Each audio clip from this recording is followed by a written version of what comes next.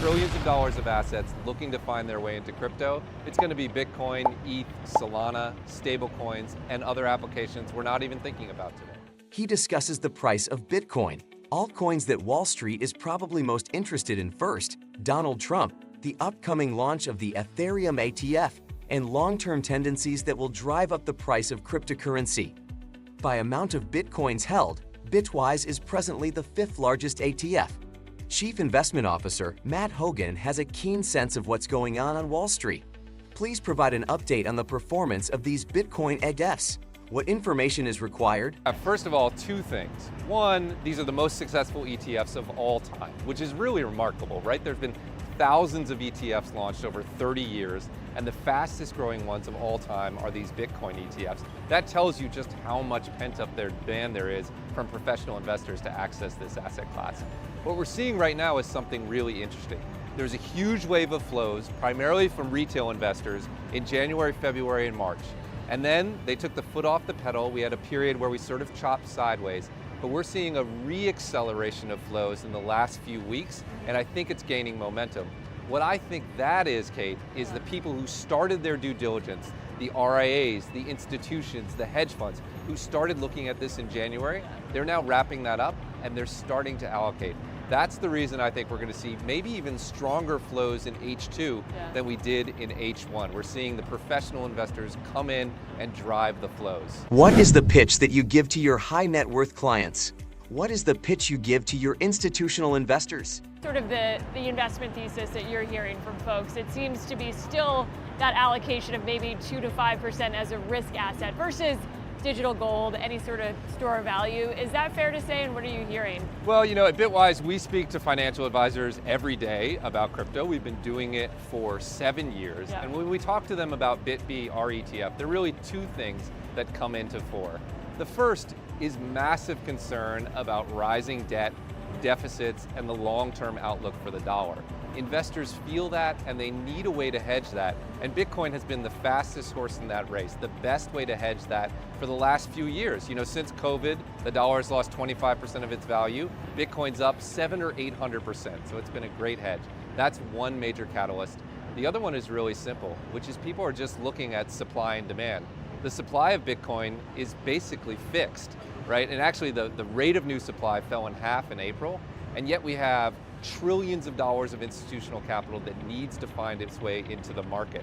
So some people are looking at that and saying, this is the easiest trade they've seen in a while. Other people are thinking, how do I hedge that risk to the dollar? Either way, it adds up to significant influence. What about Donald Trump? Donald Trump has become a strong Bitcoin advocate, making crypto an election issue. How do crypto-centric Wall Street companies like Bitwise and BlackRock see this? How big of a deal is it that Donald Trump is supporting crypto? As the more crypto-friendly candidate, what is the feeling in the industry? Is there a lot of buzz around the presidential election and what that might mean? There is a lot of buzz around the presidential election, but there is more buzz around the bipartisan sort of consensus that built around the FIT 21 bill in the House. We had 70 plus Democrats cross the aisle. Ultimately, if you want to get something done in politics, you're going to need bipartisan consensus. And the good thing for crypto is underneath the surface, after we get away from Washington, it's owned on a bipartisan basis. The demographic that owns crypto is strongly bipartisan, and I think that's starting to be reflected in Washington. And that means, I think, we're going to see real progress in the next 12 months. Ethereum ETF is a huge deal, is it not? How do you see that Ethereum ETF launch going?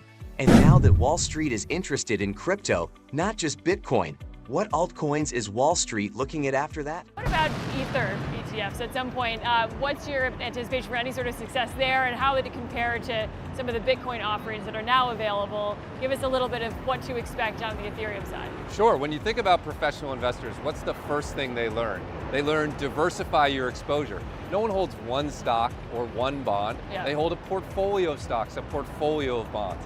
So we expect a lot of people who own Bitcoin ETFs like BITB to also allocate to Ethereum ETFs just on that simple diversification principle.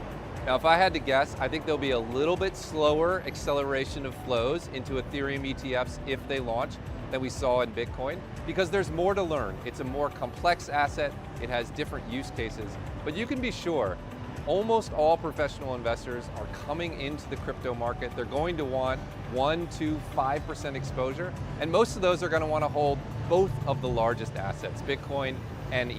Is there room for Wall Street to get into crypto beyond that? It seems like there is some comfortability with Bitcoin, at least. I've heard some people call it boomer coin at this point.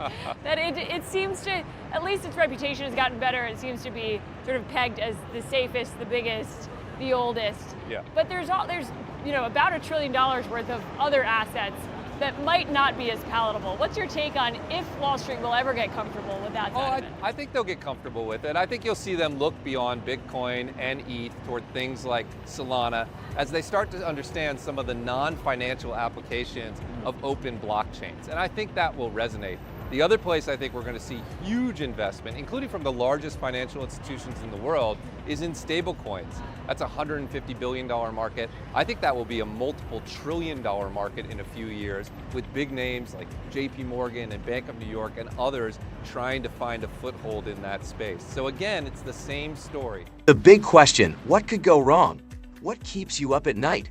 What is the #1 problem crypto still has to face? In terms of some of the reservations that still might exist when it comes to crypto, whether it's the reputational risk, the risk of safety, not enough regulation, what is sort of the top concern you hear from more institutional investors? Yeah, I actually think it's just the passage of time, believe it or not. I think a lot of institutional firms started their due diligence in January and February after the Bitcoin ETFs were launched, and that process takes 6 to 12 months, not for crypto, for any new asset. So I think the biggest one is the passage of time. But I will say that Wall Street has its eyes on DC.